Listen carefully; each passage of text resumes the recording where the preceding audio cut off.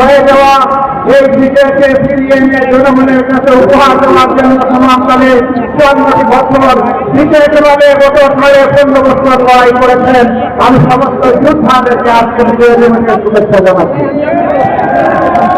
তবে কৃতজ্ঞতা জ্ঞাপন করছি যারা 71 সালের রণাঙ্গনের নেতৃত্বে যুদ্ধ করেছিলেন, জীবন দিয়েছেন, অমৃত বরণ করেছেন, লড়াই করে সেদিন বিজয় উপহার দেওয়ার জন্য যারা ঘর থেকে বের হয়ে এক করে সারেন যারা রণাঙ্গনে ছিলেন, আমি তাদের সকলের প্রতি গভীর কৃতজ্ঞতা জানাচ্ছি।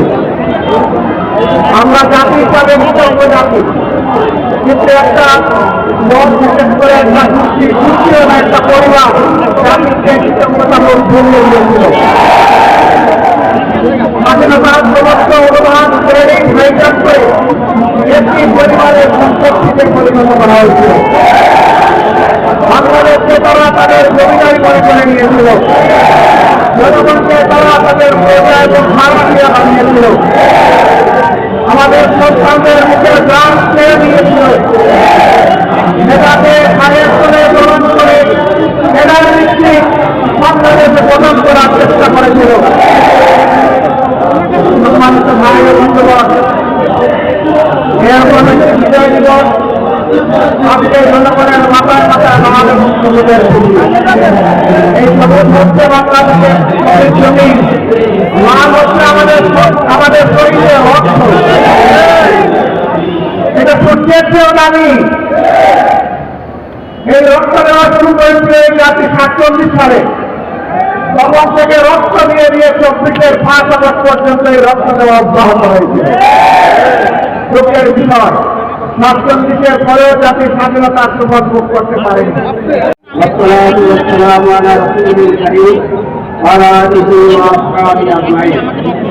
মহান বিজয় দিবস উপলক্ষে বাংলাদেশের 18 মানুষের মুক্তিকামী জনতার প্রিয় সংগঠন বাংলাদেশ জামাত ইসলামী ঢাকা মহানগরীর দক্ষিণ চব্বিশ আয়োজিত বিজয় দিবস সমাবেশের জনাব সভাপতি, বাংলাদেশ জামাত ইসলামী কেন্দ্রীয় নির্বাহী পরিষদের সম্মানিত সদস্য, ঢাকা মহানগরী দক্ষিণের আমির জনাব নুরুল ইসলাম বুলবুল, আজকের এই বিজয় রেলির পূর্ব সমাবেশের প্রধান অতিথি বাংলাদেশ জামাত ইসলামীর সংগ্রামী আমির, নতুন বাংলাদেশ গঠনের কারিগর, এই দেশের জনগণের মানবিক বাংলাদেশ গঠনের বিপাক করার জামাত ইসলামীর সংগ্রামী আমির ডাক্তার সিদ্দিকুর রহমান, সম্মানিত নেতৃবৃন্দ, ভাই ও বন্ধুগণ, আজকে আমরা আল্লাহ তাআলার শুকরিয়া আদায় করছি, তিনি এই সুন্দর একটি পরিবেশে আমাদেরকে আজকে বিজয় দিবসের আনন্দ প্রকাশ করার জন্য তৌফিক দান করেছেন।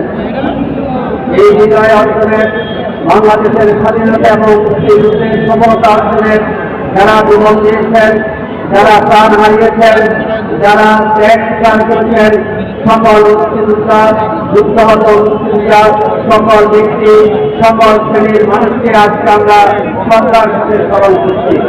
বিশেষভাবে বিজয়কে অর্থবহ করার জন্য 2024 সালের জুলাই 18 বিপ্লবে যারা জীবন দিয়েছে সে সমস্ত ছাত্র জনতাকে আমরা স্মরণ করছি, যাদের ত্যাগের কারণে বর্তমানের আকারে আমরা বিজয় উৎসব পালন করার সুযোগ পেয়েছি।